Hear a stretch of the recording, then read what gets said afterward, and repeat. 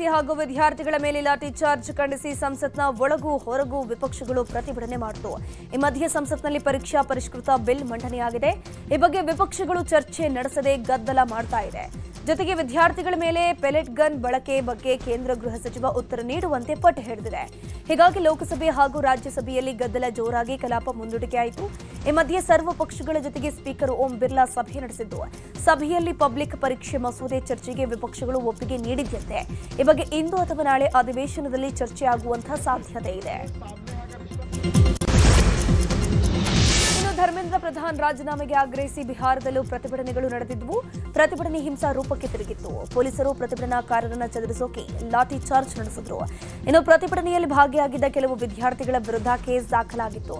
ಇದೀಗ ಈ ಎಲ್ಲಾ ಪ್ರಕರಣಗಳನ್ನು ವಾಪಸ್ ಪಡೆಯುವುದಾಗಿ ಸರ್ಕಾರ ಹೇಳಿದೆ.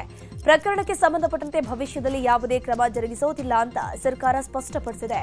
ಇನ್ನು ಅಸ್ಸಾಂ ಹಾಗೂ ಬಿಹಾರದಲ್ಲೂ ವಿದ್ಯಾರ್ಥಿಗಳ ಮೇಲಿನ ಪ್ರಕರಣವನ್ನ ವಾಪಸ್ ಪಡೆಯಲಾಗಿದೆ. ರಾಜ್ಯ ಸಂಪುಟ ವಿಸ್ತರಣೆಗೆ ಅಂತಿಮ ಹಂತದ ಕಸರತ್ತು ಜೋರಾಗಿದೆ. ದೆಹಲಿಗೆ ತೆರಳಿರುವಂತಹ ನಾಯಕರು ಇಂದು ಹೈಕಮಾಂಡ್ ಜೊತೆ ಮಾತುಕತೆ ನಡೆಸಲಿದ್ದಾರೆ. ಲೋಕಸಭೆ ಮತ್ತು ರಾಜ್ಯಸಭೆ ಕಲಾಪ ಹಿನ್ನೆಲೆಯಲ್ಲಿ ಇಂದು ರಾತ್ರಿ 8 ಗಂಟೆಗೆ ಹೈಕಮಾಂಡ್ ಸಭೆ ಕರೆದಿದೆ.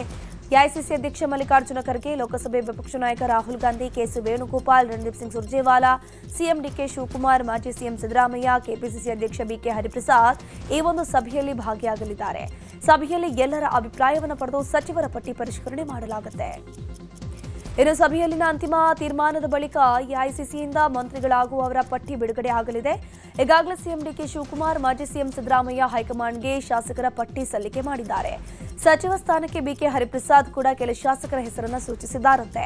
ಇದೆಲ್ಲದರ ನಡುವೆ ಶಾಸಕರ ಕ್ಷಮತೆ, ಪಕ್ಷಕ್ಕೆ ಕೊಡುಗೆ, 2028ರ ಚುನಾವಣೆಯ ಅನುಕೂಲದ ಬಗ್ಗೆ ರಾಹುಲ್ ಗಾಂಧಿ ಮಾಹಿತಿಯನ್ನು ಪಡೆದುಕೊಂಡಿದ್ದಾರೆ. ಮಾನದಂಡದ ಅನುಸಾರವಾಗಿ ಸಂಭಾವ್ಯ ಪಟ್ಟಿಯಲ್ಲಿನ ಶಾಸಕರ ಬಗ್ಗೆ ಚರ್ಚೆ ನಡೆಸಿ ಬಳಿಕ ಕಾಂಗ್ರೆಸ್ ಹೈಕಮಾಂಡ್ ಅಂತಿಮ ಪಟ್ಟಿಯನ್ನು ಪ್ರಕಟಿಸಲಿದೆ. ರಾಜ್ಯ ಸಂಪುಟ ವಿಸ್ತರಣೆಗೆ ಕೌಂಟ್ ಡೌನ್ ಶುರುವಾಗಿದೆ. ಆದರೆ ರಾಜ್ಯಪಾಲ ಥಾವರ್ ಚಂದ್ ಗೆಹ್ಲೋಟ್ ಅವರು 2 ದಿನ ಕಾಲ ಪ್ರವಾಸವನ್ನು ಕೈಗೊಂಡಿದ್ದು ರಾಜ್ಯದಲ್ಲಿರೋದಿಲ್ಲ. ಹೀಗಾಗಿ ಸಚಿವರ ಪಟ್ಟಿ ಫೈನಲ್ ಆದರೂ ಪ್ರಮಾಣ ವಚನ ಕಾರ್ಯಕ್ರಮ ವಿಳಂಬ ಆಗೋ ಸಾಧ್ಯತೆ ಇದೆ. ರಾಜ್ಯಪಾಲರು ಇಂದು ಬೆಂಗಳೂರಿನಿಂದ ಮಧ್ಯಪ್ರದೇಶಕ್ಕೆ ತೆರಳಲಿದ್ದು, ಹಬ್ಬದ ಹಿನ್ನೆಲೆ ಸ್ವಗೃಹಕ್ಕೆ ಭೇಟಿ ನೀಡಲಿದ್ದಾರೆ.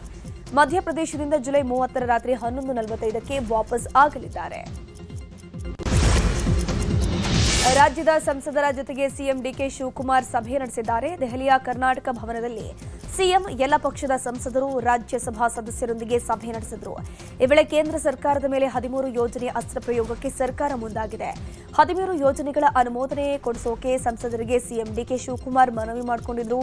ಸಭೆಯಲ್ಲಿ ಡಿಸಿಎಂ ಪರಮೇಶ್ವರ್, ಸಚಿವರಾದ ಕೆಜೆ ಜಾರ್ಜ್, ಈಶ್ವರ್ ಖಂಡ್ರೆ, ಶರಣಪ್ರಕಾಶ್ ಪಾಟೀಲ್, ಕೃಷ್ಣ ಬೈರೇಗೌಡ, ಸತೀಶ್ ಜಾರಕಿಹೊಳಿ, ರಾಮಲಿಂಗಾರೆಡ್ಡಿ, ಕೇಂದ್ರ ಸಚಿವೆ ಶೋಭಾ ಕರಂದ್ಲಾಜೆ, ಸಂಸದರಾದ ಬಿವೈ ರಾಘವೇಂದ್ರ, ತೇಜಸ್ವಿ ಸೂರ್ಯ, ಡಾ ಮಂಜುನಾಥ್, ಗೋವಿಂದ ಕಾರಜೋಳ ಸೇರಿ ಹಲವರು ಉಪಸ್ಥಿತರಿದ್ದರು. ವಿಧಾನ ಪರಿಷತ್ನ ಸದಸ್ಯ ಸಿಟಿ ರವಿಯಿಂದ ಮುಲ್ಲಾ ಕುರಿತ ವಿವಾದಾತ್ಮಕ ಹೇಳಿಕೆಯಿಂದ ರಾಜ್ಯ ಬಿಜೆಪಿಯ ನಾಯಕರು ಮತ್ತೆ ಇಕ್ಕಟ್ಟಿಗೆ ಸಿಕ್ಕಿಹಾಕೊಂಡಿದ್ದಾರೆ. ಉಸ್ತುವಾರಿಗಳ ಸೂಚನೆ ಬಳಿಕ ಒಗ್ಗಟ್ಟಿನಿಂದ ಸಿಟಿ ರವಿ ರಕ್ಷಿಸೋಕೆ ನಾಯಕರು ಭಾರೀ ಕಸರತ್ತು ನಡೆಸಿದ್ದಾರೆ. ಉಸ್ತುವಾರಿಗಳು ಬಿಜೆಪಿ ರಾಜ್ಯ ನಾಯಕರಿಂದ ಸಿಟಿ ರವಿ ಕುರಿತು ಮಾತಿನ ಬಗ್ಗೆ ಮಾಹಿತಿಯನ್ನು ಪಡೆದರೆ, ಆದರೆ ಈ ವೇಳೆ ಸಿಟಿ ರವಿ ಕುರಿತಾದ ಹೇಳಿಕೆಗಳು ಅಗತ್ಯ ಇರಲಿಲ್ಲ ಅಂತ ಕೆಲ ನಾಯಕರು ಬೇಸರ ವ್ಯಕ್ತಪಡಿಸಿದರು. ಸದ್ಯ ಉಸ್ತುವಾರಿಗಳ ಸೂಚನೆ ಬಳಿಕ ರಾಜ್ಯ ನಾಯಕರು ಸಿಟಿ ರವಿ ಪರ ನಿಂತಿದ್ದಾರೆ. ಬೆಳಗಾವಿಗೆ ಇಂದು ನಗರಾಭಿವೃದ್ಧಿ ಸಚಿವ ಯತೀಂದ್ರ ಸಿದ್ದರಾಮಯ್ಯ ಭೇಟಿ ನೀಡಲಿದ್ದಾರೆ. ಸುವರ್ಣಸೌಧದಲ್ಲಿ ಮಹಾನಗರ ಪಾಲಿಕೆ ಹಾಗೂ ನಗರಾಭಿವೃದ್ಧಿ ಪ್ರಾಧಿಕಾರದ ಪ್ರಗತಿ ಪರಿಶೀಲನೆ ನಡೆಸಲಿದ್ದಾರೆ. ಬಳಿಕ ಕಾಂಗ್ರೆಸ್ ಕಚೇರಿ ಭೇಟಿಯ ಜೊತೆಗೆ ಪಾಲಿಕೆಯ ವಿವಿಧ ಕಾಮಗಾರಿ ಸ್ಥಳಗಳಿಗೆ ಭೇಟಿ ನೀಡಿ ಪರಿಶೀಲನೆಯನ್ನು ಮಾಡಲಿದ್ದಾರೆ. ಸಂಜೆ ಖಾಸಗಿ ಹೋಟೆಲ್ನಲ್ಲಿ ಕಾರ್ಯಕರ್ತರ ಸಭೆ ನಡೆಸಿ ಬೆಳಗಾವಿಯಲ್ಲೇ ವಾಸ್ತವ್ಯವನ್ನು ಹೂಡಲಿದ್ದಾರೆ. ಸರ್ಕಿಟ್ ಹೌಸ್ನಲ್ಲಿ ಯತೀಂದ್ರ ಸಿದ್ದರಾಮಯ್ಯ ಭೇಟಿ ಮಾಡೋಕೆ ಕನ್ನಡ ಪರ ಹೋರಾಟಗಾರರು ಮುಂದಾಗಿದ್ದಾರೆ. ಪಾಲಿಕೆಯಲ್ಲಿ ಕನ್ನಡ ಪರ ನಿರ್ಣಯಕ್ಕೆ ಆಗ್ರಹಿಸಲಿದ್ದಾರೆ. ಸಾರಿಗೆ ನೌಕರರ ಬೇಡಿಕೆಗಳ ಕುರಿತು ಇಂದು ಮಹತ್ವದ ಸಭೆ ನಡೆಯಲಿದೆ. ಬೆಳಗ್ಗೆ 11 ಗಂಟೆಗೆ ಕೆಎಸ್ಆರ್ಟಿಸಿ ಕೇಂದ್ರ ಕಚೇರಿಯಲ್ಲಿ 4 ಸಾರಿಗೆ ನಿಗಮಗಳ ಎಂಡಿಗಳ ನೇತೃತ್ವದಲ್ಲಿ ಸಭೆ ನಡೆಯಲಿದೆ. ಈ ವೇಳೆ ಜಂಟಿ ಕ್ರಿಯಾ ಸಮಿತಿಯೊಂದಿಗೆ ಬೇಡಿಕೆಗಳ ಕುರಿತು ಚರ್ಚೆಯನ್ನು ನಡೆಸಲಾಗುತ್ತೆ. ಪ್ರತಿ ಕಾರ್ಮಿಕ ಸಂಘಟನೆಯಿಂದ 2 ಪದಾಧಿಕಾರಿಗಳಿಗೆ ಮಾತ್ರ ಅವಕಾಶ ಇದ್ದು, ವೇತನ ಪರಿಷ್ಕರಣೆ ಚರ್ಚೆಯ ಪ್ರಮುಖ ಅಂಶ ಆಗಿದೆ. ಬಾಕಿ ಇರುವ ಭತ್ಯೆಗಳ ಪಾವತಿ ಕುರಿತು ಚರ್ಚೆ ನಡೆಯಲಿದೆ. ಸದ್ಯ ಇಂದು ನಡೆಯುವ ಸಭೆಯಲ್ಲಿ ಸಾರಿಗೆ ನೌಕರರ ಹೋರಾಟಕ್ಕೆ ಪರಿಹಾರ ಸಿಗುತ್ತದೆಯೇ ಎಂಬ ಕುತೂಹಲ ಮೂಡಿದೆ. ಇನ್ನು ಸಭೆಯ ಫಲಿತಾಂಶದ ಮೇಲೆ ಮುಂದಿನ ಹೋರಾಟದ ರೂಪುರೇಷೆ ಬಗ್ಗೆ ನಿರ್ಧಾರ ಆಗಲಿದೆ.